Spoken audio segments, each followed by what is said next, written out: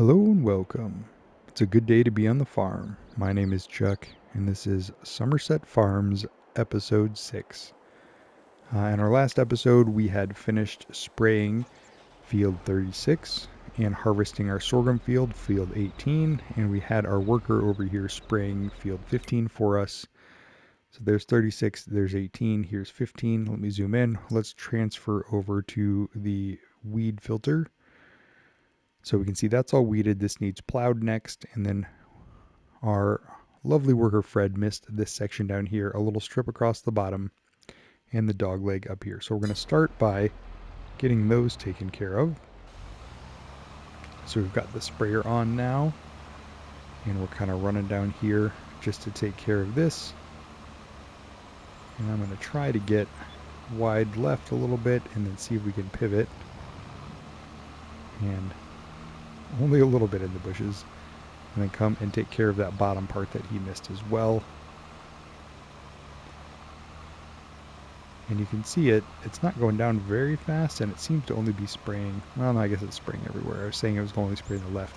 Precision farming, some of the equipment will spray specifically on little sections instead of a whole width.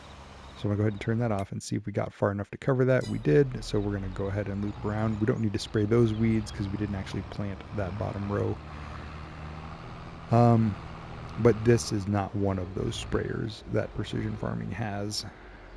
It programmed to not spray the whole width. So I think there's actually only one or two sprayers that have that are in the game that aren't mods that launched with the precision farming mod. There might be more now, but there weren't that many when it started. So anyway, we're going to do up here 2 widths of the sprayer. Should hopefully be enough to finish off this field. So we'll run up here to the end, and then we'll back it around and try the other side as well. Then we have to decide what we want to do next. I think we parked all of our equipment up in that shed over there. So I don't think we have equipment sitting around from the last episode yet, but we'll kind of check and see where everything's at. Get adjusted here. Okay, and then we'll just do this spray down here. And again, we're going to follow this left side of the field because it's concave. And see if we can kind of split the difference between making sure we're still getting the edge of the field but getting as far out into the field as we can so we're not missing any pieces in between as well. I think that's covered, so we're going to go ahead and stop spraying there.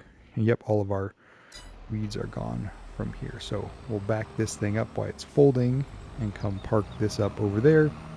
And then the next step is going to be to kind of consider what we want to do next. Now, these fields are relatively ready to go. They've been planted and weeded. They should continue growing and would produce canola, and should not produce any more weeds for the rest of the season. So like right now we're at an expected yield of 64%. Yield potential is 100%,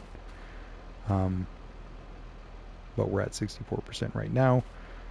So I think what we need to do to get that extra percentage is spread fertilizer. Now, what we did not do on this playthrough was buy the field information before we started planting on them. So again, we don't have the pH levels or the nitrogen levels of the field saved because we forgot to buy that field data in the beginning, so we didn't get to adjust that manually. Now, I don't think we could spread lime at this point anymore, but we can spread solid fertilizer, and we did get that fertilizer spreader filled up, I believe, in the last episode. So I think our next step would be to come over here and take a look at that fertilizer spreader, but also probably buy the field data for a couple of those. So this is our McCormick tractor.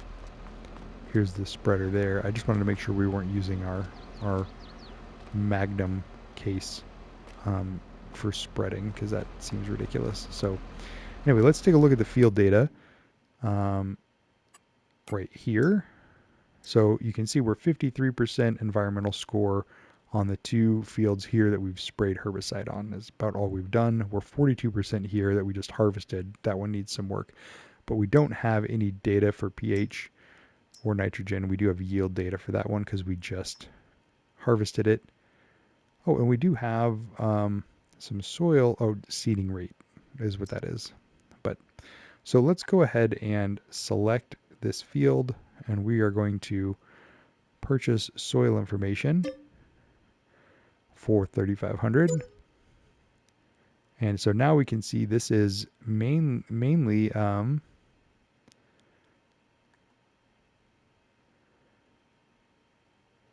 sandy loam and loam, which is good. And then over here, let's do the same thing and purchase the soil information. A little bit more for that one. This one is loamy sand, only up here in the corner, but sandy loam and loam, so also good. And our environmental scores just jumped up to 60 because we're sampling the soil now.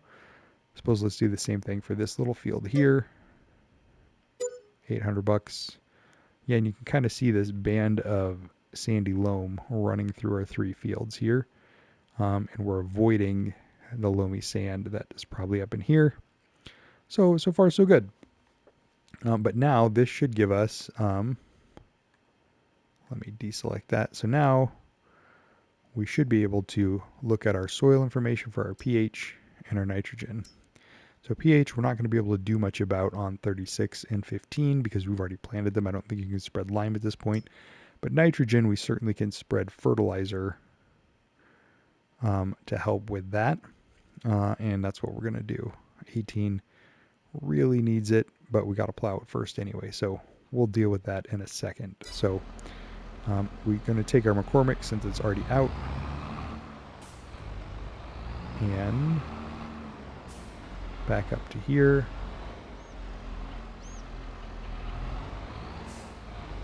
Get hooked up.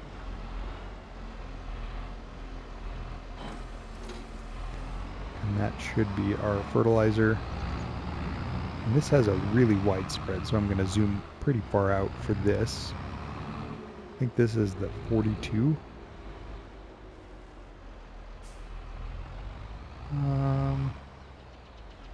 Yeah, you can see there's a lot of information about the nitrogen now on the mini map and up in the left-hand corner. I am just going to check this fertilizer spreader. Yeah, 42 meters wide, so it spreads pretty far. So I think we might even be good from here. But we'll just see how close we get. So I'm going to turn that on, and we're going to zoom even farther out. Yeah, we're definitely covering on the left. We're leaving just a little bit that we need to do on the right here. But we'll come back up and spread that in a second. And then we'll get down here and make a hard right. And see if we can just continue this spread all the way down the field.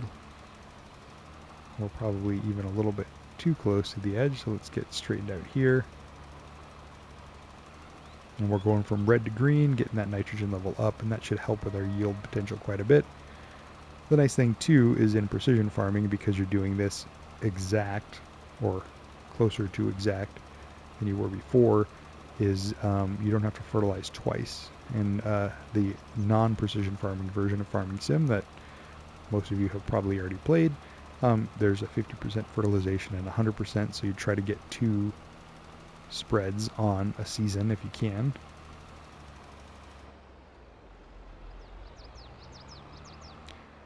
And let's come up here and loop around.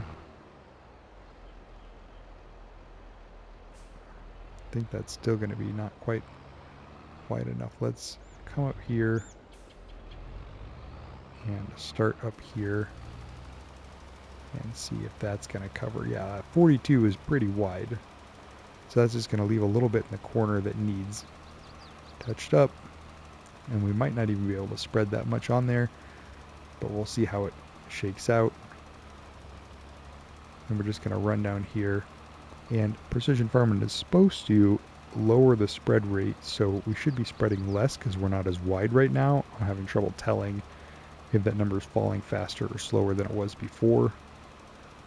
But we have used quite a bit of fertilizer, but we did have a long way to go. Let's see if it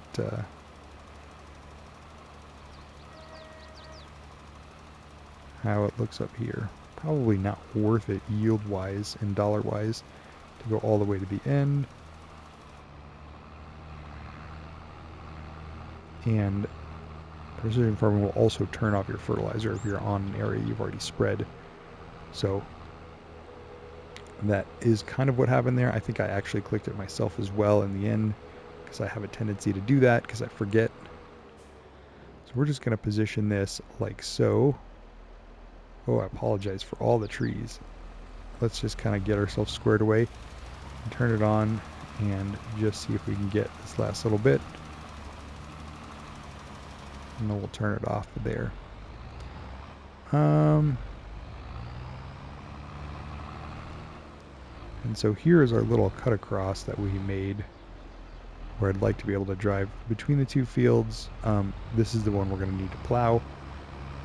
But this is a quicker way out for us to the main road right there.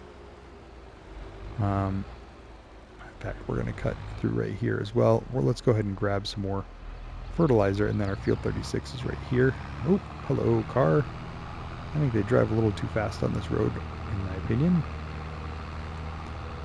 So we're going to come down here. Hello, white car. Sorry about that.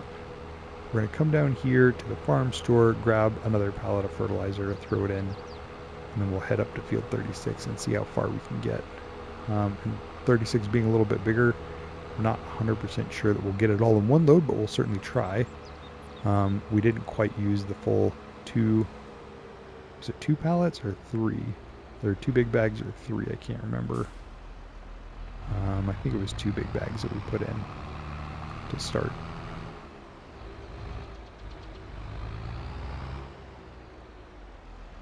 Yes, and then here's all of our equipment down at the store that we were going to sell. And that should be herbicide. Okay, so let's go ahead and run over to the store, come on up to the pallets, or big bag, excuse me, solid fertilizer. This is 1,000 liters. We need 2,000 liters. So we'll open that up.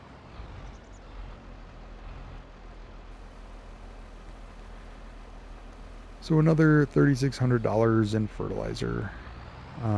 We must have put 3 bags in before. So this is our 5th big bag of fertilizer. But those costs will actually be calculated in the field information tab in Precision Farming. Yeah, look at that, 95%. This will probably take most of this to get that field 36 done. But after that, we should be good to go. And I need to find out where...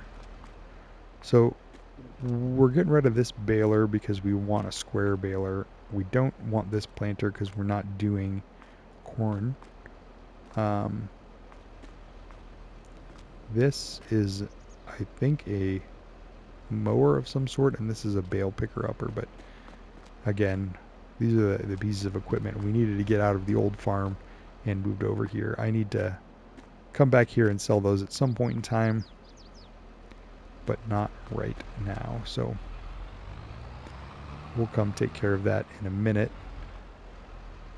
I'm not actually sure where the sale point is up here too. Probably around the back, so we'd have to hook those all. We'd come up here with a tractor that's not got a bunch of stuff on it and try to figure out what we want to do with those. So at some point in time we will get there. But let's get the rest of this fertilizer spread on our field so we can get those going as well. So anyway, September has been pretty successful for us getting those fields sprayed and taken care of. And if we get them fertilized, I forgot to check the yield, potential yield on the other field to see where we're at now. But I'm feeling like we're in a pretty good spot. And then it'll be over the winter we can plow this field 18 and get that ready for whatever we want to do in the spring. All right, here's our little cutaway that we can get in. So this is weeded. pH value is decent, but our nitrogen is bad. Expected yield 78%. Yield potential 100%. So that should technically go up once we get this done. So got the fertilizer spreader here. And as you can see, same deal as last time. Turned orange as soon as we drove on the field. We'll start the spreading and take a couple of laps and see what kind of yield we're going to get after that. And hopefully this one full load of fertilizer will be enough to get this field taken care of as well. And then I wanted to talk about supply chain productions with you guys as well, to see if that's something we want to consider. Now that we have 2 giant fields of canola, and we're not going to use canola for any sort of animals or anything. We're not doing livestock on this farm yet, or maybe ever. This seems to be more of a crop farm setup for us, especially because on the other playthrough we're doing, on Riverview, we're doing cows, and we've done sheep on the Comsden playthrough, although not a ton of sheep stuff because we never got to where we were doing anything with the wool. But I'm trying to shy away from grass care on this particular playthrough just because we don't, we've done a lot of that on some of the other farms. So I'm thinking, since we have so much canola, we might want to make an oil factory, or a canola oil factory, or whatever you call it. I mean, I think oil factory is right.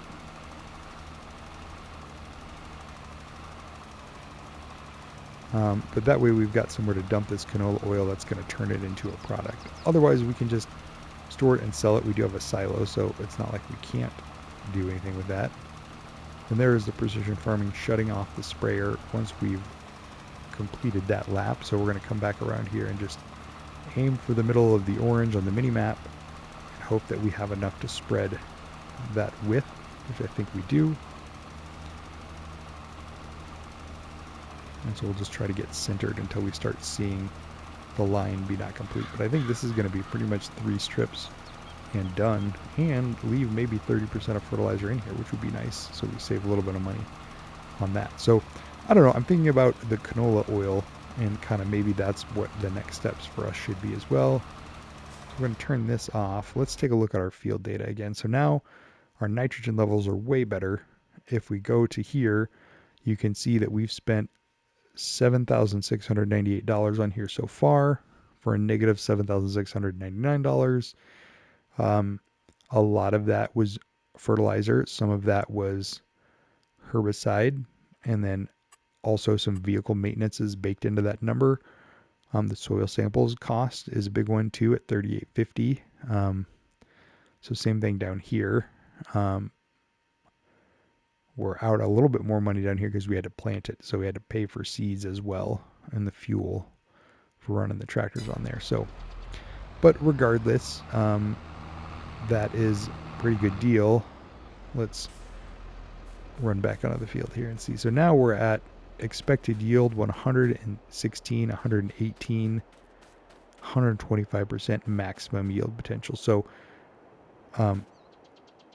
running that nitrogen over there was great, and the pH values are okay in a lot of places. There's a section here that's bad, but that's okay. We're still going to yield over 100%. So this field is pretty much good to go. Here's our cultivator that we have yet to use successfully on any of these fields. Yeah, I'm not going to say much else about that, but so let's go ahead and park this up. We'll go ahead and rest until October, and then we'll see what we kind of want to do next on the fields, because we're kind of wrapped up today for what we want to do in this month. I suppose we could take a tractor, drop off the fertilizer, and then take this tractor back down to the market and sell those things that we don't think we're going to need. That would probably be a good idea. Let's take the long way around since we're already up here. And then we got to figure out where, if we were to get that canola oil factory, where do we want to put it? Is there some spot on the land that we already own that we could put it? Or is there somewhere else that we need to purchase to put it? And that's kind of what I'm trying to figure out as we're looking at this stuff. We also need to plow this field 18, but I don't think there's enough time or daylight left for today, so I'm not going to mess with that there. But let's get this parked up.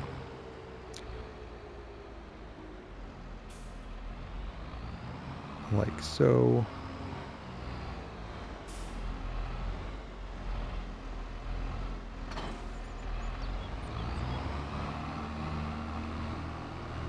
So what do we have in here is our planter, our other tractor, is our front loader on here. There's our roller. What is this? Oh, that's seeds. We could probably move those over to the seeder and a front loader. So anyway, let's run out here for a second. So this is our yard. We do technically own all this land. So there's some space over here where we could theoretically put it. So I just wanted to look and see if we were going to consider that canola oil factory, what that would look like. So under production,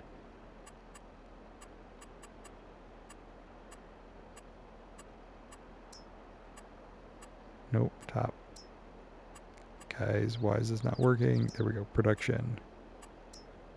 Bakery, carpentry, dairy, spinnery, oil mill.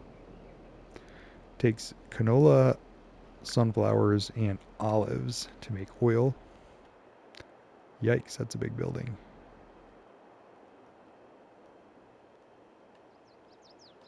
So we could barely fit it right here. Where's the... I mean, that makes it hard to get to our silo. Put it over here somewhere. It makes it hard to get in and out of our shed. Suppose we could back it up this way, so it takes up a little bit less room on our...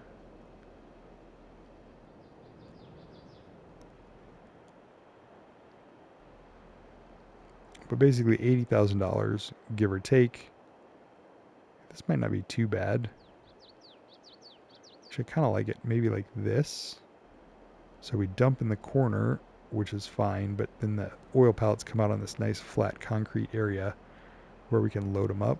This might be the best kind of setup right here. Something along this lines for all that canola. Now we don't have to buy it yet because it does have maintenance fees, and we're not ready to harvest, but that's a thought for $80,000 that we could do. My other thought, let me see if I can we move this faster, is we got this whole field 18 that we're really, it's hard to use. So we could actually plant some grass, kind of level this out, find a good spot over here on this field. We would hardly be losing any yield at all from this back end of the field. But of course then we would be living right next to an oil factory, which would probably make a lot of noise because our tiny house is there. But something along these lines would be a way to go as well. Should just try to see if this is worth it. And it seems to be pretty flat over here because it's only going to cost 200, 300, 100, something like this. 175 for adjusting the ground. When we're down here, it's like 82, 83,000. We might get some weird bumps in the road, but maybe here, once we get this plowed up and planted with something, we can maybe just gravel off this end and make this a really small field where we're doing stuff. So anyway, those are a couple of thoughts I'm having about what we kind of want to do next. But let's take this, nope, that's not where I want to be. Let's take this tractor back down to the shop and get that stuff sold. And that should probably round up this episode. And then we'll sleep and we'll catch you guys again in October when we're trying to decide what we want to do and when we're probably pulling that big plow on field 18, getting that ready as well. And the other thing I like is we have that sorghum stored up. I was thinking about getting some chickens with that because chickens are pretty cheap and a nice way to get some residual income throughout the year. That sorghum would feed them, so we could also put the chicken coop we're building on field 18 and then just not make that a crop field. So, you know, basically plant grass, then flatten out all the areas around it for the oil factory and whatever else we wanted to do. So that's an option as well. Let me know in the comments if you have thoughts about that, about kind of where you'd want to do that. I think that field 18, just because it's hard to get in and out of there, we can technically do it with our small harvester, but I have a feeling we're going to want a bigger harvester by the time we're doing these couple of bigger fields of canola. I don't think we're going to want to run that little 5-meter harvester over the whole things. But for just the 2 fields, we can certainly do it. If we suddenly get 4 or 5 fields, we're going to need to invest in a bigger harvester anyway. And so that can calculate into that decision process going forward. So let's see, what else did I want to catch you guys up on? I think that's about it, other than just the last bits of equipment we need to sell.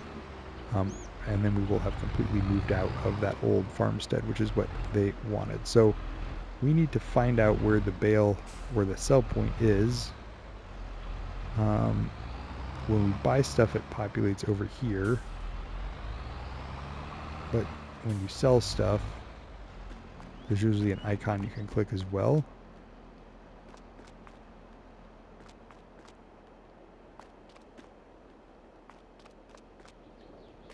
Let me guess, it's around back.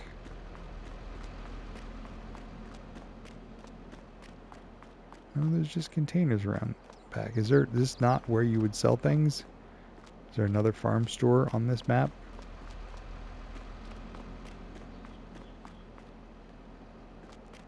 It's usually best when you take it back to the farm store. This is the shop right here, but I don't know where to click to activate that.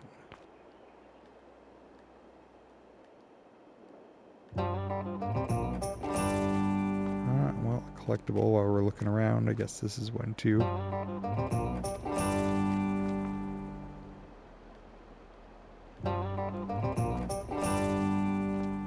Kind of felt like that lift might have been it.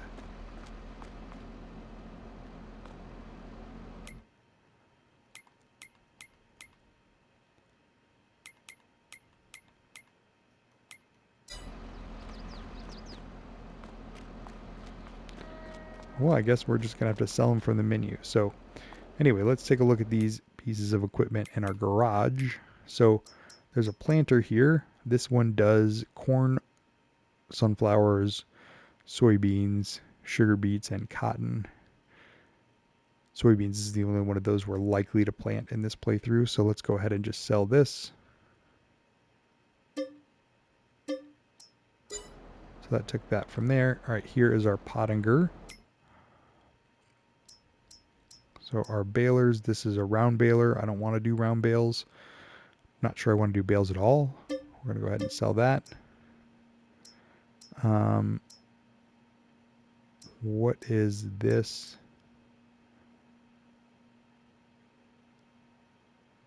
Is that what this is? A windrower?